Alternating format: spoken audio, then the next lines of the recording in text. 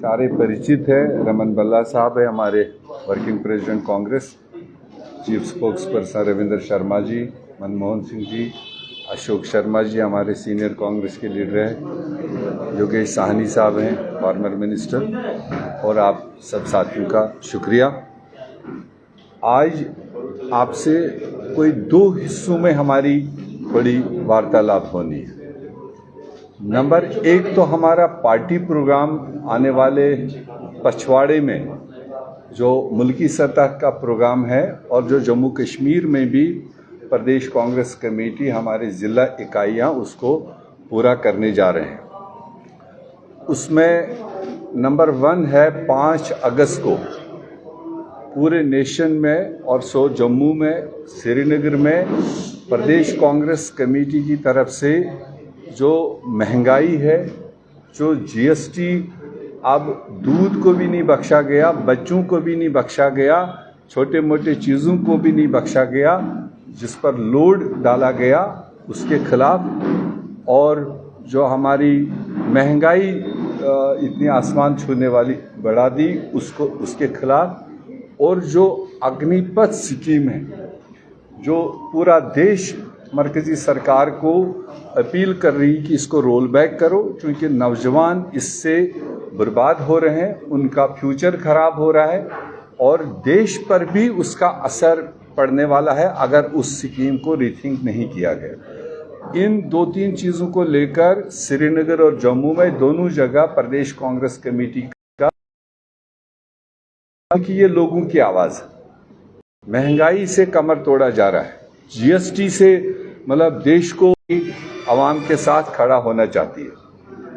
दूसरी चीज़ है मतलब इम्पॉर्टेंट डे है 9 अगस्त से पूरे देश में, चूँकि 75 साल हमारा देश आज़ादी का मना रहा है और आज़ादी हासिल करने के लिए कांग्रेस ने कुर्बानियाँ दी है, प्रथम रोल किया है, और आज़ादी के बाद भी 75 साल में देश को आगे बढ़ाया है, हर लिहाज से आगे बढ़ाया है। जिस देश में सुई नहीं बनती थी आज वो आसमानों में बात कर रहा है, और ये कांग्रेस की देन है। और 75वें साल में हम 75 किलोमीटर का पदयात्रा हर जिले में कर रहे हैं, जिससे देशवासियों को, हमारे प्रदेशवासियों को हम अवेयरनेस बढ़ाना चाहते हैं कि देश की आज़ादी मिली कैसे, उसमें कुर्बानी, उसमें शहादत देने वाले थे कौन लोग, उसमें अंग्रेज़ों से लड़ने वाले कौन लोग थे, वो हिस्ट्री दोहराने की ज़रूरत है। और आज़ादी के 75 साल में देश ने कितनी तरक्की की, हमने तो देश बनाने का काम किया। आज जो हुक्मरान जमात है वो देश को बेचने का काम कर रहे हैं। अगर हमने कुछ बनाया नहीं होता तो वो बेचते क्या। एक तरफ कहते हैं कि 70 साल कुछ नहीं हुआ, अगर आप बेचने का लिस्ट देखेंगे, एयरपोर्ट से लेकर रेलवे स्टेशन से लेकर बड़े बड़े जो कारखाने थे उसको बेचा जा रहा है। ये तो संपत्ति देशवासियों की थी जो कांग्रेस ने बनाई थी, और इस चीज़ की जानकारी हमारी आवाम को देने की ज़रूरत है। आज़ादी कैसे मिली, 70 साल में कांग्रेस ने कैसे देश को आगे बढ़ाया, और आज क्या हो रहा है। ये 75 किलोमीटर की पदयात्राएं हर जिला इकाई अपने अपने ज़िले में पूरा करेगी। और फिर 15 अगस्त को जो 75 साल पूरे होने पर हम सब का गौरव है कि हमने देश की आज़ादी के 75 साल का पड़ाव आगे क्रॉस किया है। तो उस 75वें साल को कांग्रेस पार्टी पूरे देश में पूरी जुबिलेशन के साथ में, पूरे हिस्टोरिकल बैकग्राउंड के साथ में, ऑडियो वीडियोस के साथ में, और उसको हम बड़े पैमाने पर अपने अपने लेवल पर मनाने की मतलब तैयारी कर रहे हैं। ये तंजीमी तौर हमारे 3 प्रोग्राम है, 5 अगस्त को 1 दिन का, और फिर 9 से 14 तक पदयात्राएं, और 15 अगस्त को पूरे जोर शोर के साथ में 75वां साल और फ्लैग होस्टिंग और फ्लैग का रेस्पेक्ट करते हुए हम लोग आगे बढ़ेंगे। दूसरा विषय आज के दिन पर आपके साथ शेयर कर रहे हैं कि बड़े दावे 5 अगस्त 2019 के बाद से किए जा रहे हैं। जब से स्टेट को ख़त्म किया, हमारी सारी जो जो तहफ़्फ़ुज़ात थे वो सारे ख़त्म कर दिए और ये कहा गया कि बस अब जम्मू कश्मीर तरक्की और तामीर के राह पर चल रहा है, अमन और खुशहाली पर चल रहा है। ये आप लोगों के ज़रिए से भी बताया गया और पूरा देश आकर जम्मू कश्मीर में इस चीज़ की पब्लिसिटी करता आया। मगर आज जब हम ज़मीन पर देख सर्विसेज को चलाया, इन 8 सालों में नहीं, उससे पहले भी 8 साल उस तरह के नौजवानों ने उन सर्विसेज को अंजाम दिया। आज 8 साल, बल्कि वो जो लोगों के एसेंशियल सर्विस, पीना, हमारा बुनियादी पानी पीने का हमारा बुनियादी चीज़ है। आज देखिए ये सरकार टस से मस नहीं हो रही है। तमाम वाटर सप्लाई स्कीम्स इस गर्मी के पीरियड में जम्मू में डिफंक्ट है। लोगों को घर तक पीने का पानी नहीं पहुंच रहा है। लोगों को वो सुविधा सारी ठप हो रखी है और वादे पर वादा, वादे पर वादा, वादे पर वादा, और ये नाइंसाफ़ी इन नौजवानों के साथ जो हो रही है, हम उसको भी लेकर सड़कों पर उनका मतलब सपोर्ट कर रहे हैं, उनकी जायज़ डिमांड्स का सपोर्ट कर रहे हैं। और हम तो ज़रूर चाहेंगे।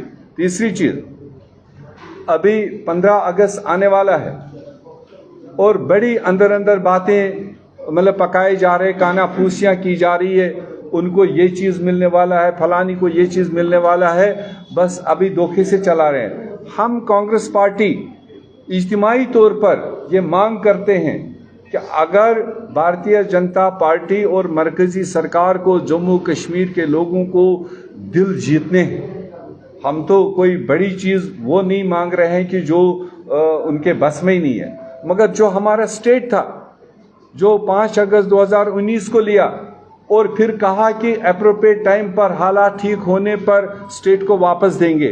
हम समझते हैं उनके रिपोर्ट्स के हिसाब से, जो उनके होम मिनिस्ट्री के रिपोर्ट्स है, जो उनके पार्लियामेंट में सवालों के जवाब आ रहे हैं, जो वो फैक्ट्स एंड फिगर्स वहाँ पेश कर रहे हैं, जो उनकी प्रेस कॉन्फ्रेंसेस यहाँ पर आकर हो रही है, तो अगर वो सारी चीज़ें हकीकत है, जो उनके यूनियन मिनिस्टर, जो उनके रोज़मर्रा उनके अहलकार यहाँ पर आकर बड़ी बड़ी प्रेस कॉन्फ्रेंसेस कर रहे हैं, तो अगर वो हकीकत है तो हम मात्र एक डिमांड कर रहे हैं कि 15 अगस्त लाल किले से प्राइम मिनिस्टर को वो चीज़ हमारा वापस देना चाहिए, बसेत सलामत, महफूज विद रेस्पेक्ट, जो चीज़ उसने जम्मू कश्मीर के लोगों को बिना पूछे, जिसको हम कहते हैं अनकॉन्स्टिट्यूशनल तरीके से और अनडेमोक्रेटिक तरीके से, जो उसने हमारा स्टेट छीना, जो हमारे हुकूक छीने, उनको वो 15 अगस्त को वापस दें। मैं समझता हूँ वो 100 सुनार का तो एक लोहार का वो हो सकता है,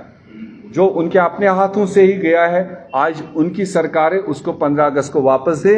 और मैं समझता हूँ कि उसमें बहुत सारी चीज़ें अपने आप हल हो सकती हैं। तमाम जम्मू कश्मीर वासियों को डेमोक्रेसी बहाल करने की बात हो रही है, अब डिलिमिटेशन भी हो गया, अब तो बाकी सारे उसके इंतजामात भी हो गए, आप ट्रेनिंग भी दे रहे हो, आप पोलिंग बूथ भी बना रहे हो, आप वोटर लिस्ट भी 15 अगस्त तक तैयार कर रहे हो, और फिर कह रहे हो कि इलेक्शन कराना इलेक्शन कमीशन का काम है। ये किसको वो धोखा दे रहे हैं? नॉर्थ ईस्टर्न स्टेट्स हो या जम्मू कश्मीर खिता हो, इसमें हमेशा इस तरह का फैसला, इस तरह का रिपोर्टिंग और फाइनल फैसला यूनियन होम मिनिस्ट्री लेती है, स्टेट एडमिनिस्ट्रेशन से मिल करके हमेशा, क्योंकि ये एक्स्ट्रा सेंसिटिव एरियाज रहे हैं सिक्योरिटी के हिसाब से। तो ये सेंट्रल गवर्नमेंट को अगर उनके रिपोर्ट्स, अगर उनके बयानात ही हम काउंट करेंगे, तो उनको चाहिए एक सरकारी फैसला लें और एक डेडलाइन दे कि हम अक्टूबर में, नवंबर में, दिसंबर में जम्मू कश्मीर का जमहूरी अमल शुरू कर रहे हैं, हम यहाँ पर चुनाव करा रहे हैं, क्योंकि लोग त्रस्त हैं। कोई सुनवाई नहीं, कोई किसी को नहीं सुन रहा है। ब्यूरोक्रेटिक राज इस इलेक्टेड सरकार का नामुल बदल नहीं हो सकता है, ऑल्टरनेटिव नहीं हो सकता है। नौजवान हमारे परेशान है, किसान हमारे परेशान है, व्यापारी परेशान है, काम धंधा करने वाले परेशान है, किसी की कोई सुनवाई नहीं।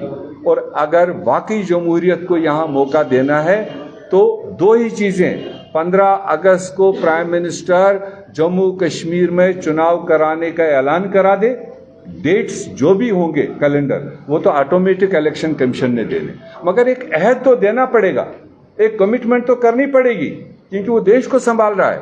क्योंकि उसको ज़मीनी हकीकत पता है। अगर मैं एक मुबारकबाद भी हमारे जम्मू कश्मीर के लोगों को देना चाहता हूं, क्योंकि 1 महीने से ज़्यादा टाइम हो गया, 3 साल के बाद अमरनाथ यात्रा यहाँ पर रेस्टोर हुई।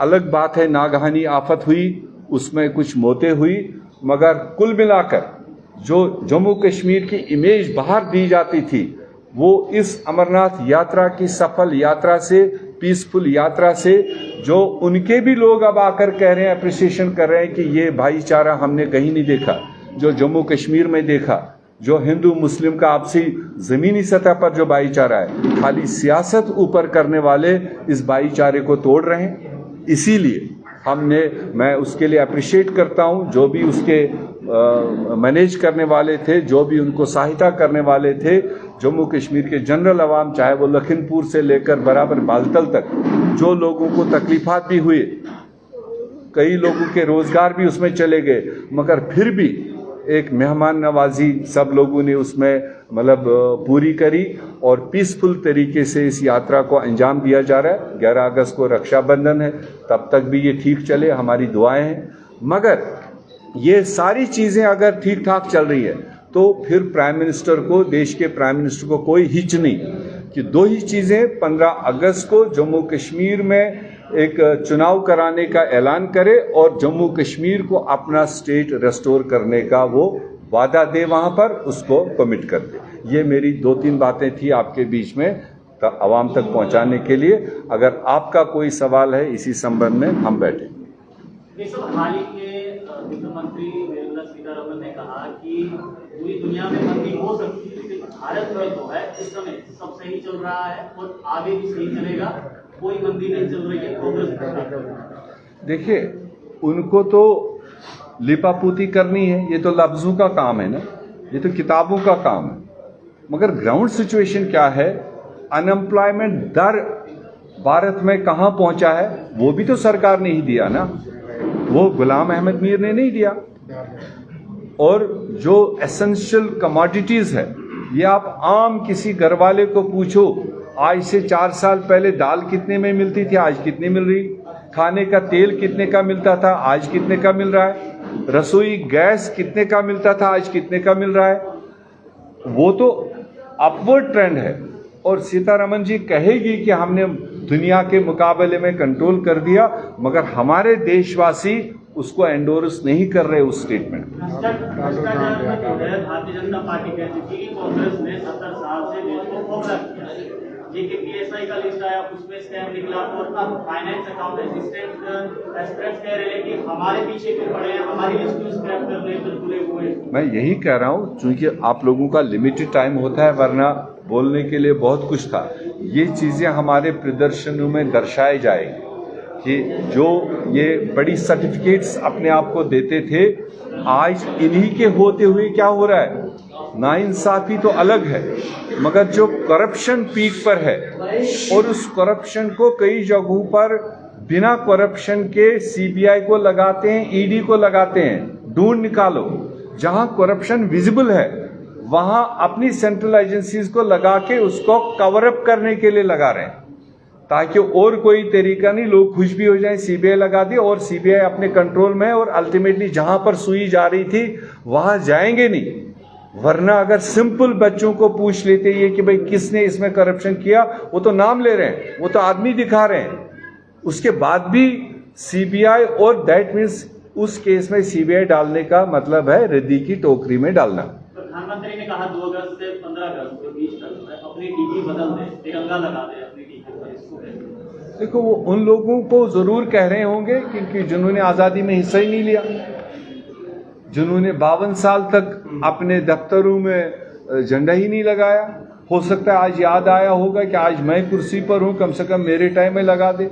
मगर जो झंडे को पैदा करने वाले हैं, जिन्होंने फ्रीडम मूवमेंट लड़ी है, शहादत दी है, कुर्बानियां दी है, हासिल की है, और उसके बाद देश को आगे बढ़ाया, तो उनको क्या वो आज सिखाएगा कि ये करना है। लाल चौक में तिरंगा रैली भाजपा द्वारा कराई और जम्मू कश्मीर के जो पटवारी हैं भाजपा के तरुण चौधरी, उन्होंने रैली को संबोधित करते हुए कहा कि 70 सालों में कांग्रेस नेशनल कांग्रेस और पीडीपी ने कश्मीर को नरक बना के रखा था, हमारी सरकार आने के बाद वहाँ पर टूरिज्म बढ़ा है और अब कश्मीर पर अरे ये तो वही होगी ना बात कि किसी तरह से जो अंदर के इश्यूज है, अंदर के प्रॉब्लम्स है, बेरोजगारी के मामलात है, डेवलपमेंट के मामलात है, उनको कवर अप करने के लिए। तो मैं तो उनको उसी दिन फख्र से कहा, मैंने कहा आप तो आते हो टेलीविजन चैनलों को लाल चौक में झंडा दिखाने के लिए, कांग्रेस पार्टी गुलाम अहमद मीर सारी टीम लेकर round the clock Lal Chowk में है। लाल चौक में दिन रात कांग्रेस का झंडा, तिरंगा झंडा हर हमेशा। ये तो बाहर से पैकेजिंग करके आते हैं टेलीविजन चैनल लेकर, देखो जी लाल चौक में। लाल चौक हमारा है, लाल चौक के लोग हमारे हैं, मेरा दफ्तर है वहां पर, पार्टी का दफ्तर है। हर रोज वहां सुबह झंडा चढ़ाया जाता है, हर शाम को सूरज डूबने के बाद उतारा जाता है। तो हम उनकी तरह थोड़ी ना पब्लिसिटी स्टंट करेंगे। तो उनको इंफीरियरिटी कॉम्प्लेक्स है, शक के दायरे में है, इसलिए उनको ज्यादा दिखाना है। कांग्रेस पार्टी को कोई शक नहीं है। 20 रुपए और 50 रुपए मांगी जा रही है। अब बताओ, ये अच्छी बात इन्होंने उठाई। अब बताओ, बड़े देशभक्त है, स्कूलों को कंपलसरी बच्चों को 20-20 रुपए दे दो, गांव वालों को, शहर वालों को 20-20 रुपए दे दो, 30 रुपए।